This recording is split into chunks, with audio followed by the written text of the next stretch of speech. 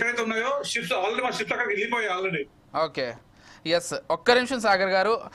అంటే ఈరోజు మన రిపోర్టర్ కూడా ఇట్లా పబ్లిక్ దగ్గరికి వెళ్ళి అసలు వాళ్ళ ఒపీనియన్స్ కూడా సేకరించడం జరిగింది. మా రిపోర్టర్ లేని ఒకసారి ఆ వీడియో ప్లే చేసి చూద్దాం.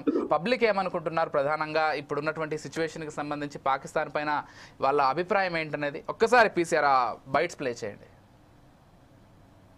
అయితే నెలకొంది, యుద్ధం ఎప్పుడైనా జరగవచ్చు అనే చర్చ నడుస్తుంది. దీనిపై ప్రజల అభిప్రాయాలు ఏంటో తెలుసుకునే ప్రయత్నం చేద్దాం. పాకిస్తాన్పై యుద్ధం కోరుకుంటున్నారా?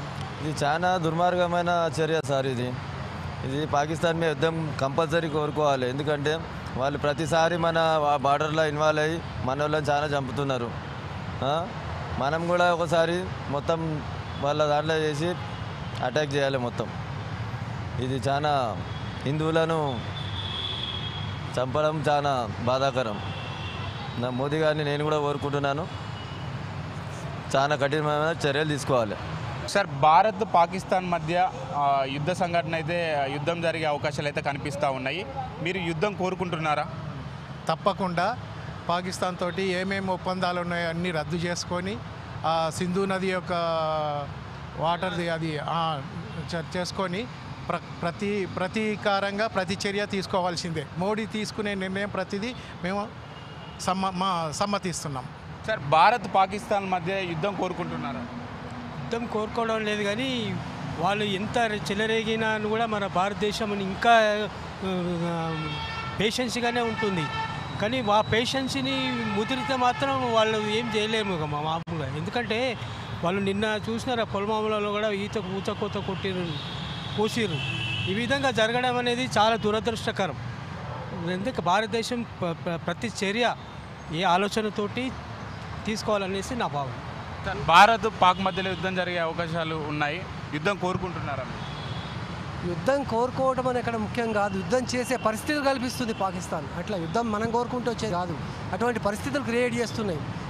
నిన్నటి రోజున జరిగినటువంటి ఆ ఊచకోతను చూస్తే ఎంత బాధాకరమైనటువంటి విషయం అని చెప్పండి. అంత అన్యాయంగా దారుణంగా అన్యాయం పుణ్యమైనటువంటి వాళ్ళని తీసుకుపోయి ఊచకోత చేస్తే అది ఎంత దారుణమైన పరిస్థితి. ఇటువంటి ఉగ్రవాద చర్యలకు పాల్పడితే మాత్రం ఏ ప్రభుత్వం ఊరుకోదు, ఏ దేశం ఊరుకోదు. కాబట్టి ఇటువంటి పరిస్థితులు రాకుండా, ఉత్పన్నం కాకుండా ఎవరికి వాళ్లే కొంచెం నియంత్రించుకొని ఆ విధంగా ఉండడం మంచిది. కాబట్టి ఇటువంటి పరిస్థితుల్లో ఇప్పుడు భారతదేశం యుద్ధానికి దిగినా ఆశ్చర్యపోవాల్సిన అవసరం లేదు. ఎందుకంటే ఇటువంటి కవ్వింపు చర్యలు చాలా చేస్తుంది పాకిస్తాన్. ఇటువంటి ఉగ్రవాద ధోరణి మంచిది కాదు.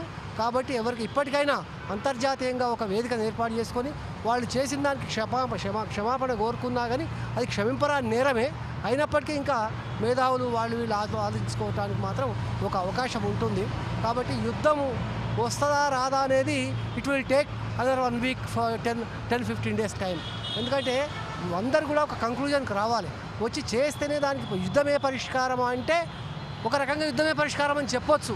కాకపోతే యుద్ధం వస్తే కూడా ఎన్ని నష్టాలు కష్టాలు ఉంటాయో, కాబట్టి అన్నింటిని ఆలోచించుకొని బేరీజ్ వేసుకొని దాన్ని ఆ విధంగా చూసుకొని పోతే బాగుంటుందని మా అభిప్రాయం. ప్రజలు వారి అభిప్రాయాలను 4 Sides టీవీతో పంచుకోవడం జరిగింది. కొందరేమో యుద్ధం జరుగుతూనే బాగుంటుందని చెప్పేసి చెప్తున్నారు, మరికొందరేమో శాంతియుతంగా ప్రయత్నం చేస్తే బాగుంటుందని చెప్తున్నారు. మరికొంతమంది రైట్, చూస్తున్నాం కదా, ఇటు పబ్లిక్ దగ్గరికి వెళ్ళినా కానీ పబ్లిక్ కూడా అదే చెప్తున్నారు. మనం శాంతిని కోరుకున్నా పాకిస్తాన్ ఆ విధంగా ఉండనివ్వట్లేదు మనల్ని. వాళ్ళ వల్లే ఈరోజు యుద్ధం చేయాల్సినటువంటి పరిస్థితి ఏర్పడింది. వాళ్ళు ప్రపంచ వేదిక పైన క్షమాపణ చెప్పినా కానీ క్షమించరాని నేరం ఒకటి చేసేసారు. కాబట్టి ఈరోజు యుద్ధమే కరెక్ట్ అంటూ వాళ్ళు కూడా పేర్కొంటున్నారు. సాగర్ గారు విన్నారు కదా, public are demanding to do a war against Pakistan.